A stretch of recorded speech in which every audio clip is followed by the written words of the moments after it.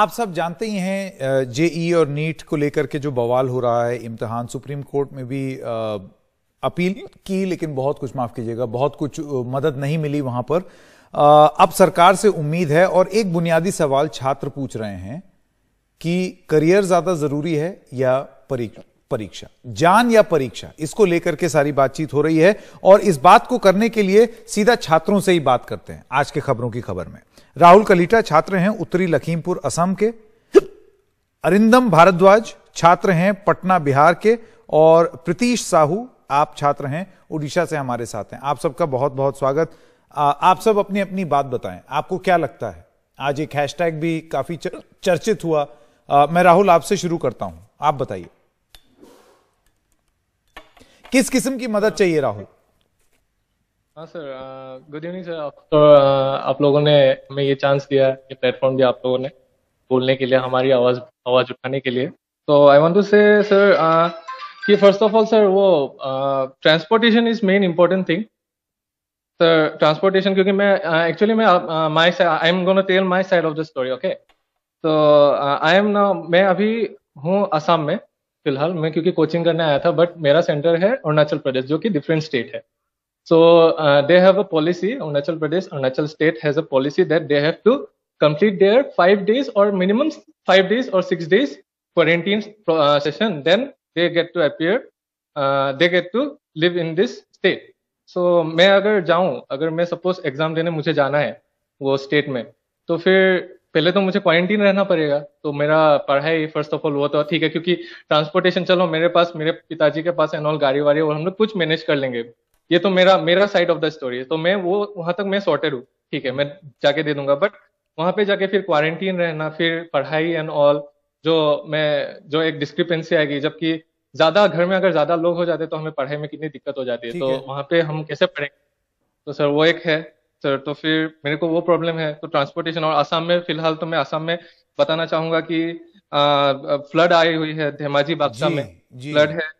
देखिए, मकसद हमारा इस कार्यक्रम का सिर्फ यही था। और आज जैसे कि आप देख सकते हैं, छात्र कोई दिल्ली और मुंबई में बैठे हुए नहीं है जहां इंटरनेट बहुत अच्छा है, जहां फिर भी लोग ज्यादातर समृद्ध बताए जाते हैं। ये हम उन छात्रों की बात कर रहे हैं जिनका जीवन प्रभावित होने वाला है, जिसको बैक ऑफ बियॉन्ड कहा जाता है। उत्तरी लखीमपुर, बिहार, उड़ीसा, ऐसी जगहों से, वहां पर क्या प्रॉब्लम्स हो रही हैं, इसको हैशटैग समझ के आप एक शहरी समस्या अगर सरकार समझ ले और उसके बाद दरकिनार कर दे, वो ठीक नहीं है। ये सब छात्र सही में परेशान हो रहे हैं और अपनी ही सरकार से उम्मीद कर रहे हैं। कोई चैनल इनको मदद नहीं दिलाएगा, मदद सरकार ही दिला सकती है। अरिंदम भारद्वाज, मैं आपके पास आना चाहता हूं, आप बिहार से हैं, बताइए क्या दिक्कतों का सामना करना पड़ रहा है? सर जी, सबसे पहले तो नमस्कार। मैं धन्यवाद करूंगा एनडीटीवी का कि हमें मौका दिया गया, हम विद्यार्थियों को मौका दिया गया कि हम अपनी बात रख सकें। और सर्वप्रथम मैं अपने साथियों से ये कहना चाहूंगा कि चारों तरफ बहुत ज्यादा फेक न्यूज फैल रहा है, बहुत सारी अफवाहें उड़ रही हैं। कृपया उन अफवाहों पे ध्यान ना दें। जब तक ट्विटर के ऑफिशियल हैंडल या फिर फेसबुक या फिर किसी भी ऑफिशियल हैंडल पर मंत्रालय ये अपनी बात नहीं बताती है, तब तक किसी भी अफवाह पे भरोसा आपको नहीं करना है। अब सर, मैं अब समस्याओं पे बात करता हूं। समस्या ये है हमारी, सबसे पहले तो समस्या जो कि जग जाहिर है कि कोविड की महामारी चल रही है, चारों ओर मर रहे हैं लोग। हमारे माननीय अमित शाह जी, बड़े बड़े लोग, अमिताभ बच्चन जी, ये सब तक नहीं बच पाए, तो हम आम छात्र कहां से बचेंगे? लोग कहेंगे कि कोरोना तो बाहर भी है, परीक्षा देने जाओगे तो कैसे हो जाएगा। लेकिन सर, मैं बस ये पूछना चाहता हूं कि बाहर जाना लोगों की अपनी मर्जी है, फिर भी बाहर जाते हैं लोग, बच कर जाते हैं। मगर यहां पर हमें जबरदस्ती परीक्षा देने के लिए कहा जा रहा है, हमें जबरदस्ती कहा जा रहा है कि उस भीड़ में आप शामिल हो।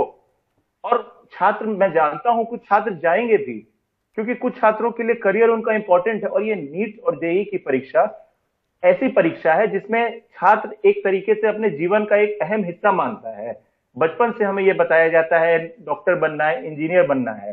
लेकिन आज जहां हम कितने सालों से तैयारी कर रहे हैं जी, और हमारा जीवन एक यहां पर आकर रुक चुका है, हम सरकार से ये अपील चाह रहे हैं कि आप हमारे साथ क्यों नहीं हैं। जिस तरह एक छोटा बच्चा अपने माँ बाप से कहता है, जिद करता है कि या फिर अपनी मांग रखता है, हम उसी प्रकार सरकार से ये मांग रखना चाहते हैं कि वो हमारी बातें सुने। क्योंकि हम उनके ही छात्र हैं। आज हम 16 साल के हैं, 18 साल के हैं, कल को 22 साल के होंगे, 24 साल के होंगे, कल को हम ही देश का भविष्य है। बिल्कुल, मैं प्रतीश आपके पास भी आना चाहता हूं। देखिए, एक महत्वपूर्ण बात जो अरिंदम ने बोली वो ये थी कि हम अभी जरूर छोटे हैं, लेकिन हम भी इस देश के ही छात्र हैं।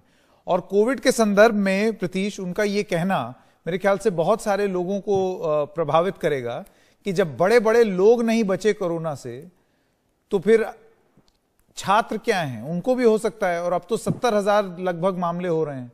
मैं आपसे जानना चाहता हूं, आप उड़ीसा से हैं, वहां किस किस्म की दिक्कतों का सामना करना पड़ रहा है, क्या सेंटिमेंट है वहां पर? सबसे पहले जय जगन्नाथ। मैं ये बताना चाहता हूं कि ये जो हमारा उड़ीसा में वेस्टर्न साइड में फ्लड आ गया है, और हमारा जो मैं जिधर रहता हूँ उधर कंटेनमेंट जोन है। मतलब एक दिन में आज 30 लोग निकले हैं कोविड पॉजिटिव। तो मैं ये कहना चाहता हूँ कि जो एसओपी है वो सिर्फ पेन पेपर में सिर्फ वैलिड है, और जो रियल में आप देख सकते हैं केसीटी, कॉमडेक और जो सब एग्जाम यूपीबीडी में, उधर से एसओपी सिर्फ नाम का है और कुछ नहीं। तो ये जी बोलिए बोलिए बोलिए, मैं सुन रहा हूं आपको प्रतीश।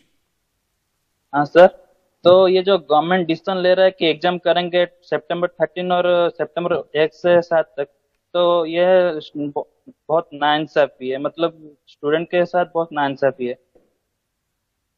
देश के अलग अलग कोनों से छात्र और छात्रों की आवाज हम आपके लिए ला रहे हैं। मैं जल्दी से वापस जाना चाहता हूं राहुल के पास। राहुल कलीटा, आपके और साथियों ने भी अपनी अपनी बात रखी। मैं आपसे ये जानना चाहता हूं कि एक अपील सरकार को सुननी चाहिए आपकी बात। सरकार की तरफ से एक बात जरूर आई है कि देखिए एग्जाम अभी होगा, तारीख भी उन्होंने बता दी है, लेकिन सरकार से आप क्या अपील करेंगे? मेरे ख्याल से आप ये नहीं कह रहे हैं कि कैंसिल करो, आप लोग ये कह रहे हैं कि देर कर दो, थोड़ा पोस्टपोन कर दो। जी सर, हाँ, ऑब्वियसली हम लोग कैंसिल नहीं चाहते, क्योंकि हम लोग 2-3 साल तक पढ़ रहे हैं सर। ये प्रिपरेशन हम लोग प्रिपेयर्ड हैं सर, हमको देना भी है एग्जाम। हमको कैंसिल नहीं चाहिए। हम लोग एक साल फिर वेस्ट नहीं करना चाहते। हम लोग को देना है, बट कंडीशंस ठीक हो जाए उसके बाद देना है हमें, क्योंकि हम नहीं चाहते कि हमारे करियर के साथ, हम करियर तो बनाने जा रहे हैं, लेकिन अगर लाइफ ही नहीं होगी तो फिर क्या करेंगे सर हम? तो अगर लाइफ ही नहीं होगी, और हम अगर बच भी गए, we live in a joint family sir. I have my grandfather with me, so if कुछ हो जाए उन्हें, भगवान ना करे, ना हो, लेकिन जिम्मेदारी कौन लेगा? राहुल बहुत बड़ी बात बोल रहे हैं सर। Obviously sir, it's not, who is responsible for this sir? I want to know this. I want to ask Arindam Bhardwaj, आप मुझे बताइए, सरकार ने अपनी तरफ से ये बोला है कि बच्चों के करियर के साथ खिलवाड़ हम नहीं कर सकते, ये उन्होंने दलील दी है। तो इसको आप किस तरीके से देखते हैं? एक तरफ करियर से खिलवाड़ है और दूसरी तरफ जान से खिलवाड़ है। जी, हमारे माननीय न्यायाधीश महोदय ने कहा है कि लाइफ मस्ट गो ऑन। मैं उनकी स्टेटमेंट कोट करता हूं, life must go on, we can not put students risk in jeopardy. नहीं, मैं सुप्रीम कोर्ट को तो ला ही नहीं रहा हूं। आप वहां गए, सुप्रीम कोर्ट ने अपना विवेक इस्तेमाल किया, वो चैप्टर खत्म। अब आपकी उम्मीद सरकार से? सर, सरकार से है, लेकिन ये एक अहम मुद्दा है यहाँ पर कि हमें ये बताया जा रहा है और चारों ओर यह बात फैलाई जा रही है कि सुप्रीम कोर्ट ने आदेश दे दिया है कि परीक्षाएं होंगी, जबकि सुप्रीम कोर्ट ने ऐसा आदेश नहीं दिया है कि परीक्षाएं होंगी। सही बात, फैसला सरकार सुप्रीम कोर्ट ने कहा है, सुप्रीम कोर्ट ने सरकार से पूछा आप परीक्षा करवा सकते हो? सरकार ने कहा हाँ, हमारी तैयारी पूर्ण है, हम करवा सकते हैं। और सर, यहाँ पे मैं अपने एक साथी की एक अहम बात को पूरी सिग्नल कट रहा है, लेकिन राहुल कलीटा, अरिंदम भारद्वाज और प्रतीश साहू, आप लोग हमारे साथ जुड़े, आप सब लोगों का बहुत बहुत धन्यवाद। उम्मीद है कि सरकार सुनेगी, क्योंकि अगर भाषा और जबान वोट बैंक की ही बोली जाए तो ये भविष्य के वोट बैंक हैं। ये उसी उम्र में है कि अगले चुनाव तक वोट कर लेंगे। बहुत सारी भारी मात्रा में लोग हैं और उनके परिवारजनों को सबको जोड़ लीजिए तो करोड़ों में संख्या चली जाती है। तो इनको निराश मत करिए, इनको एक बार गंभीरता से सुनिए जरूर। एक छोटे से ब्रेक के लिए रुक रहे हैं, अभी हाजिर होते हैं।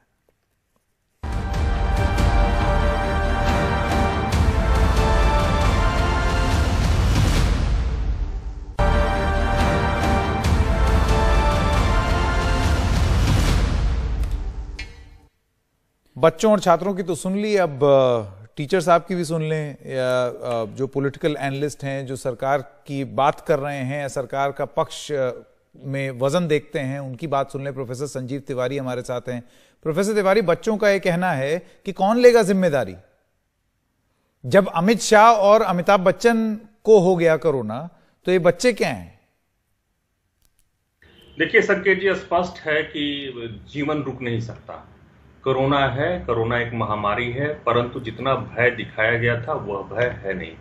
आज के दिन में संख्या इसकी जरूर ज्यादा है, 70,000 के आसपास है, परंतु इसी कोरोना काल में आप देखिए कर्नाटक इंजीनियरिंग कॉलेज के एंट्रेंस टेस्ट 30 और 31 जुलाई को कंडक्ट किए गए। इसी तरह से बीएड में 9 अगस्त को ये टेस्ट कंडक्ट किया गया और यह टेस्ट ऑफलाइन हुआ। मैं आपको बता दूं, कर्नाटक में जो टेस्ट हुआ वो 497 सेंटर्स पे हुआ। जिन लोगों को इस प्रकार का एप्रीहेंशन था वो माननीय उच्चतम न्यायालय के पास गए। माननीय उच्चतम न्यायालय को अगर लगता है इसमें कि कोरोना का इतना ही खतरा है, तो मुझे लगता है कि वह जरूर संज्ञान लेती और इसके ऊपर रोक लगाती। अब यह सरकार किस तरह से इस टेस्ट को कंडक्ट कराएगी, सेंटर्स ज्यादा बनाए जाएंगे और इस प्रकार की संभावना है कि प्रत्येक डिस्ट्रिक्ट सेंटर पे एक सेंटर बनेगा। यहां तक कि अगर 5 विद्यार्थी भी एक जिले में हैं तो इस प्रकार का प्रावधान होने वाला है कि वहां पे एक सेंटर बनाया जाएगा। और जहां तक सवाल है कि इसमें विद्यार्थियों का क्या होगा, कुछ विद्यार्थियों को एप्रीहेंशन है। नहीं प्रोफेसर तिवारी, देखिए बहुत सारे कंसर्न्स हैं। आप कह रहे हैं हर डिस्ट्रिक्ट में होगा, लेकिन बहुत सारी डिस्ट्रिक्ट्स हैं जो कटी हुई हैं। अच्छा, इसके अलावा आप ये बताइए, अगर सपोज मेरा एग्जाम कल है और आज जहां मैं रह रहा हूं वो कोविड कंटेनमेंट जोन डिक्लेयर हो गया, अब मेरे पेपर का क्या होगा? देखिए ये आपका कोविड कंटेनमेंट जोन डिक्लेयर हो गया, लेकिन आप समझ रहे हैं 20 लाख उन विद्यार्थियों का क्या होगा जो पूरे साल में पढ़ना चाहते हैं। मैं आपकी बात समझ रहा हूं, जो इंजीनियरिंग कॉलेजेस में, लेकिन देखिए गारंटी कौन ले सकता है? प्रोफेसर तिवारी आप बताइए, गारंटी ले सकते हैं आप कि बिल्कुल कोविड नहीं होगा? संकेत जी, गारंटी तो आप ना ले सकते हैं ना मैं ले सकता हूं कि दिसंबर में कोविड समाप्त हो जाएगा। सवाल ये है कि ये कोविड कब समाप्त होगा। हमने सोचा था कि मार्च में 21 दिनों का अगर हम पूरी तरह से लॉकडाउन। अच्छा, जल्दी से मैं आपसे ये पूछ लूं, और विकल्प क्यों नहीं सुझाए जा सकते हैं? जैसे कि डॉक्टर शशि थरूर से बात हो रही थी, उनका ये कहना था कि ऑनलाइन एग्जाम की भी के बारे में आप सोचें, या फिर एक दिन में ना करके आप इसको स्टैगर कर दें। जब इलेक्शन कई फेज में हो सकते हैं तो ये इम्तिहान भी हो जाए।